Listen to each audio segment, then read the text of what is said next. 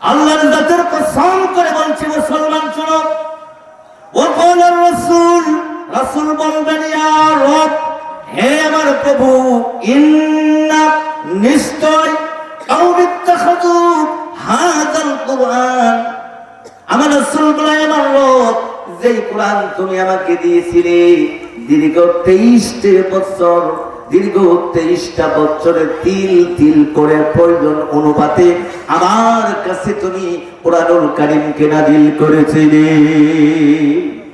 ভাইয়ের আমার খেয়াল করে শুনেন, বিশ্বনবী মুহাম্মদ রাসূলুল্লাহ সাল্লাল্লাহু আলাইহি ওয়াসাল্লাম বললেন আমার রব, যে কোরআনকে প্রতিষ্ঠিত করার জন্য তায়েফের জমিনে রক্তাক্ত হয়েছে, যেই কোরআনকে প্রতিষ্ঠিত করার জন্য নিজের মায়ের দেশ, নিজের বাবার দেশে আমি থাকতে পারি নাই। কথা বলেন ঠিক কিনা? সম্মানিত ভাইয়েরা আমার, বিশ্বনবী মুহাম্মদ রাসূলুল্লাহ সাল্লাল্লাহু আলাইহি ওয়াসাল্লাম বলেন আমার রাসূল বলেন এই কোরআনকে প্রতিষ্ঠিত করার জন্য আমি তায়েফের জমিনে রক্তাক্ত হয়েছিলাম। কোরআনকে প্রতিষ্ঠিত করার জন্য উহুদের ময়দানে যুদ্ধ করতে গিয়ে আমার 2টা দান্দান শহীদ হয়েছিল। এটা কি মিথ্যা কথা না সত্য কথা? ভাইয়েরা আমার, এবার আমি আপনাদের কাছে জিজ্ঞাসা করতে চাই, নামাজ পড়তে কারো দাঁত ভাঙে? কথা বলেন। নামাজ পড়তে কারো দাঁত ভাঙে না? রমজান মাসে রোজা রাখলে কারো মাথা ফেটে যায় না? হজ করতে গেলে কেউ দেশান্তরিত হতে হয় না? বিশ্ব নবী, আপনার নবী, আমার নবী এই কোরআনের জন্য 2টা দাঁত ভেঙেছেন। এই কোরআনকে প্রতিষ্ঠিত করার জন্য উহুদের ময়দানে দন্ত মুবারক শহীদ হয়েছে। শুধু তাই নয়, হেলমেট ভেঙে বিশ্ব নবীর মাথা ভেদ করে মগজের ভিতরে হেলমেট ঢুকে গিয়েছিল। জোরে বলেন নাউযুবিল্লাহ। সম্মানিত ভাইয়েরা আমার, ঐতিহাসিকবিদরা বলেন বিশ্বনবী মুহাম্মদ রাসূলুল্লাহ সাল্লাল্লাহু আলাইহি ওয়াসাল্লাম একদিন দিনের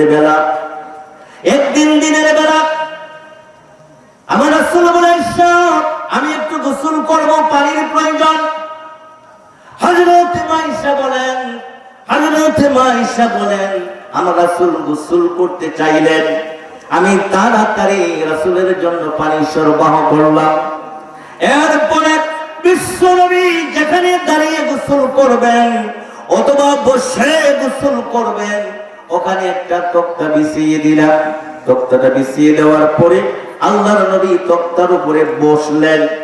আমি আল্লাহর নবীকে গোসল করাবার জন্য মগ ভর্তি পানি নিয়ে আল্লাহর নবীর মাথার উপরে ঢেলে দিলাম।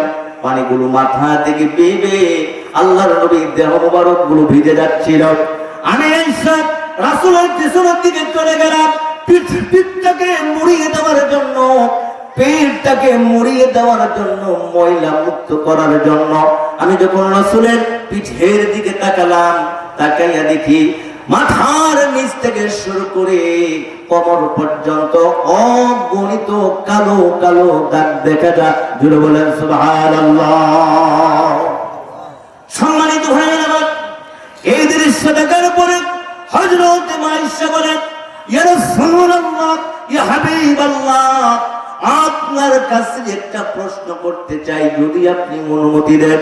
আল্লাহ রাসূল বলে আয়েশা বলো, অনুমতি দিলাম, পারমিশন দিলাম, কি বলতে চাও তুমি জলদি করে বলো।